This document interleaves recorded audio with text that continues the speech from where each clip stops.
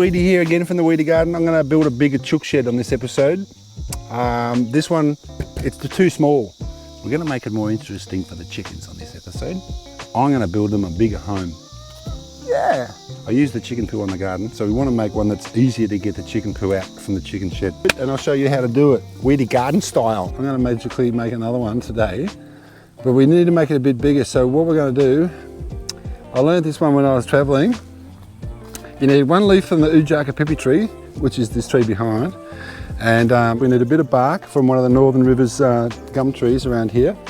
And it's a good idea if you want to make a chicken house that fits the chickens you got, then it's good to get just a little bit of a feather here from one of the chickens in your chicken pen.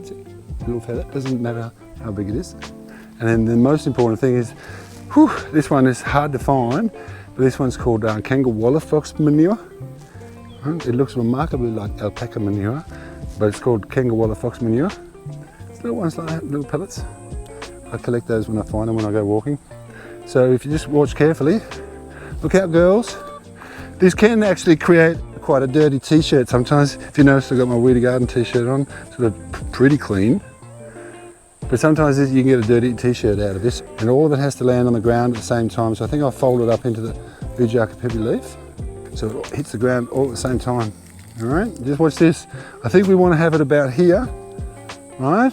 Okay, look our time. Look how time you're going to get hit in a second. Look out, that's the girl. Ready? Here we go. 1, 2, 3. Oof.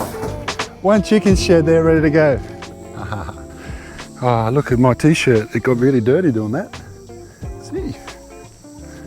I'm just kidding. I actually built it. I built it. So I'll show you how I built it. It's really sweaty work here in Australia in the summertime. It's pretty hot. It's about 32 degrees today.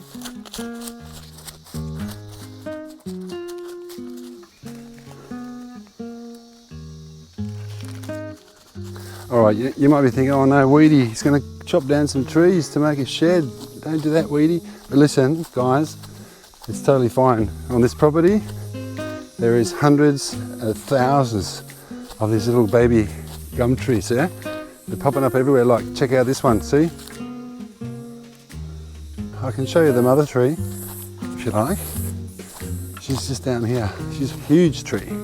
She's down here. Here we go. Look at her. She's massive. Look at her. She's huge.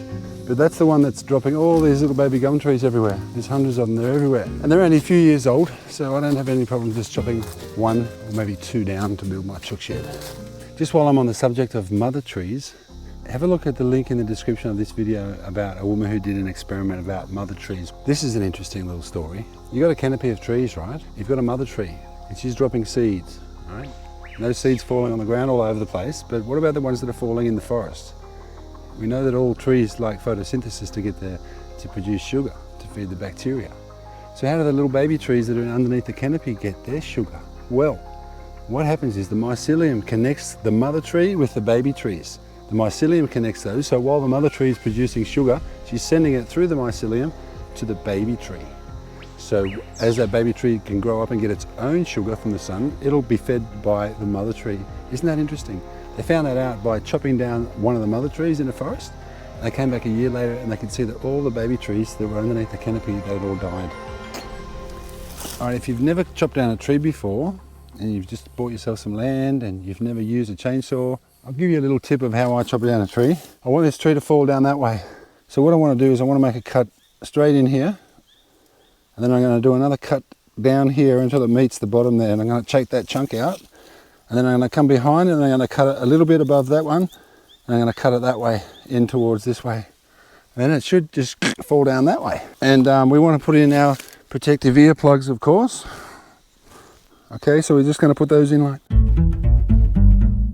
So we should be right now. Get this one started. Okay.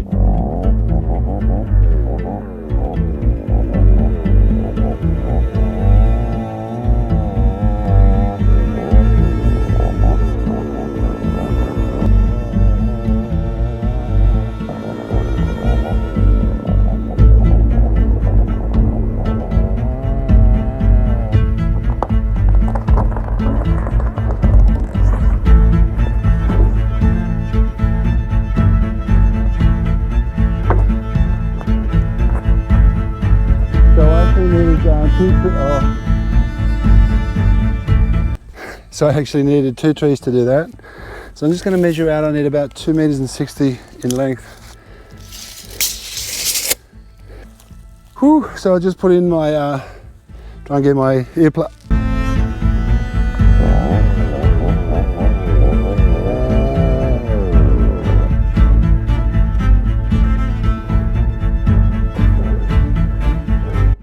GoPro, stop recording.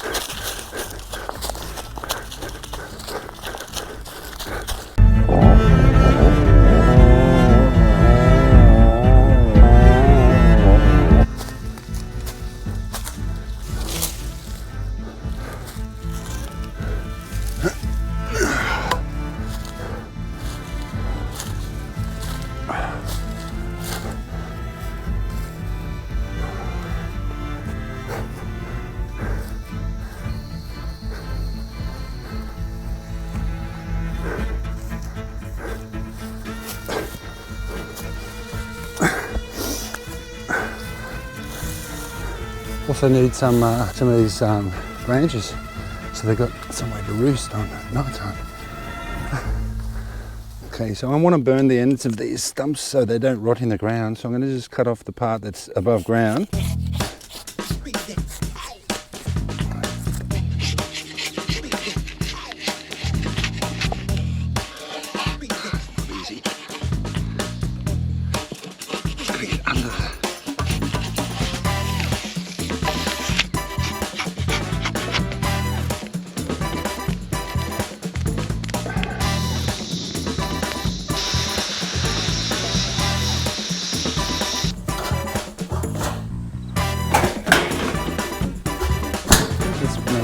Where our little chook house is going to be, so we know where our corners are. That's where our corner is.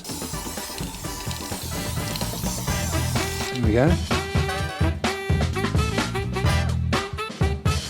Okay.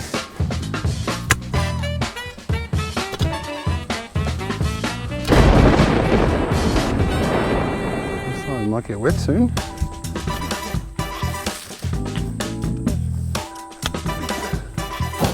This is going to be great.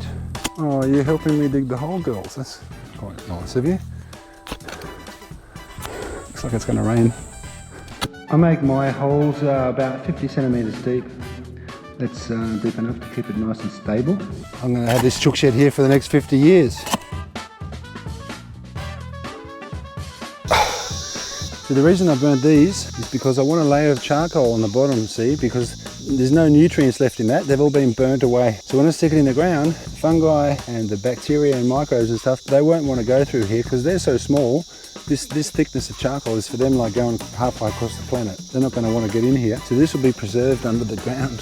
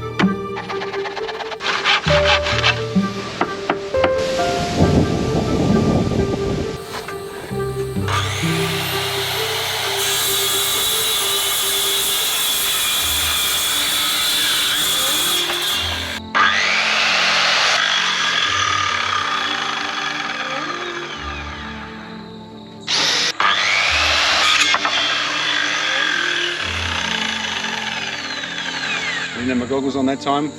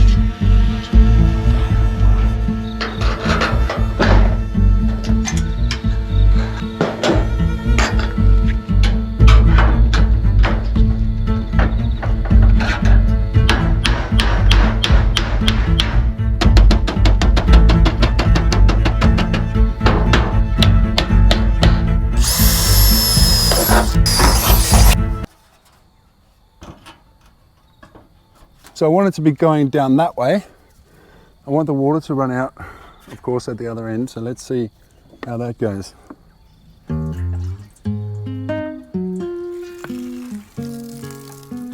That's good.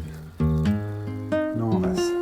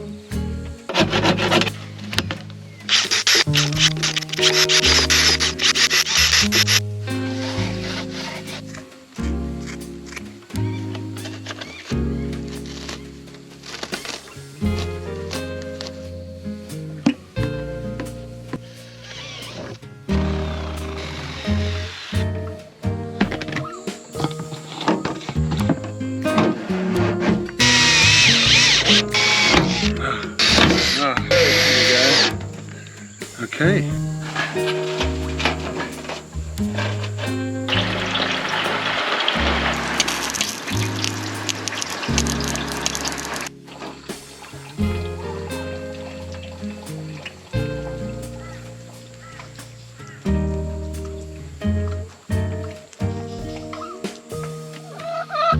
I'm going to leave the boxes here so they can lay their eggs in their laying boxes.